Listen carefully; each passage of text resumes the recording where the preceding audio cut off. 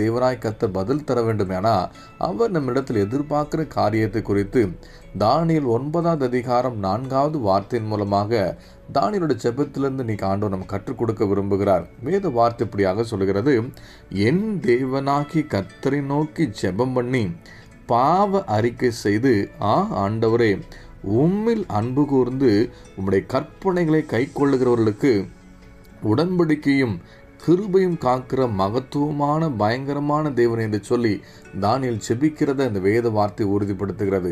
தானியேலோட ஜெபம் உடனடியாக கேட்டதற்கான காரணம் தன்னுடைய பாவங்களை அவர் அறிக்கை செய்து ஜெபிக்கிறத இந்த வேத வார்த்தை உறுதிப்படுத்துகிறது. இரண்டாவது காரியம், தேவனிடத்துல அன்பு கூர்ந்து தன்னையே அர்ப்பணித்ததையும் வேத வார்த்தைகள் கற்றுக் கொடுக்கிறது. மூன்றாவது காரியம் செய்கிறார், கர்த்தர் கொடுத்திருக்கிற கற்பனைகளுக்கும் கட்டளைகளுக்கும் வேத வசனத்துக்கு செவி கொடுக்கிற இருதயத்தோடு கூட அதுக்கு கீழ்ப்படுகிறவராக தன்னை விட்டு கொடுத்து ஜெபிக்கிறத வேத வார்த்தை உறுதிப்படுத்துகிறது. இன்னைக்கு நம்முடைய வாழ்க்கையில வாக்குத்தத்தங்கள் நிறைவேற வேண்டும், தேவன் அருள் இருக்கிற ஒவ்வொரு வார்த்தைகளின் நிறைவை நாம் பெற்றுக்கொள்ள வேண்டும் என்று சொல்லி விரும்புகளாக இருப்போம். ஆனால் நாம் ஜெபிக்கிற காரியத்தில் உடனடியாக தேவன் பதில் தர வேண்டும் என்று சொல்லி எதிர்பார்ப்போடு ஜெபிக்கிறவர்களாக இருப்போம். ஏன்னா பாவ அறிக்கை செய்து தேவ சமூகத்தில் அன்பு கூர்ந்து அவருடைய வார்த்தைக்கும் அவருடைய கற்பனைகளுக்கும் கட்டளைகளுக்கும் கீழ்ப்படுகிறவர்களாக நம்ம அர்ப்பணிப்போம். ஆனால் நம்முடைய ஜெபம் கேட்கப்படும். நம்மை பார்த்து ஆண்டவர் சொல்வார், பிரியமானவனே உன் ஜெபம் கேட்கப்பட்டது என்று சொல்லி உடனடியாக நமக்கான பதிலை அனுப்பி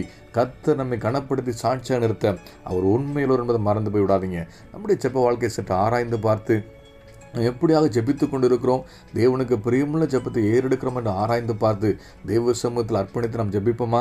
நல்ல தகப்பனையும் தருமையான கால வேலைக்கு நன்றி செலுத்துகிற ஆண்டவரே, எங்கள் ஜெப வாழ்க்கையில் நாங்கள் செய்கிற எல்லா தவறுகளையும் உணர்ந்து பாவ அறிக்கை செய்து ஜெபிக்கலை மாற்றுங்க ஆண்டவரே.